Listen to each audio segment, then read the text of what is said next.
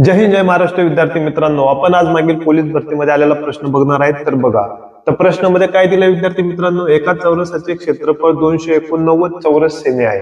क्षेत्रफळ किती आहे? एका चौरसाचे क्षेत्रफळ किती आहे? 289 चौरस सेमी इतके आहे, बरोबर. तर त्याच्या बाजू किती? तर आपल्याला काय काढायची आहे? बाजू किती आहे? तर आपल्याला क्षेत्रफळ काढण्याचे सूत्र माहिती होते. क्षेत्रफळ काढण्याचे सूत्र काय होते? बाजू वर्ग, बरोबर.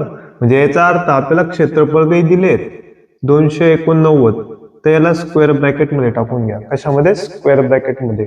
तर स्क्वेअर ब्रॅकेट मध्ये टाकल्यावर हा 289 ज्यावेळेस बाहेर निघेल त्यावेळेस 289 हा कशाचा वर्ग आहे? 17चा वर्ग आहे. कशाचा वर्ग आहे? 17चा वर्ग. म्हणजे त्याच्या बाजू असणार आहे, ती बाजू काय असणार आहे?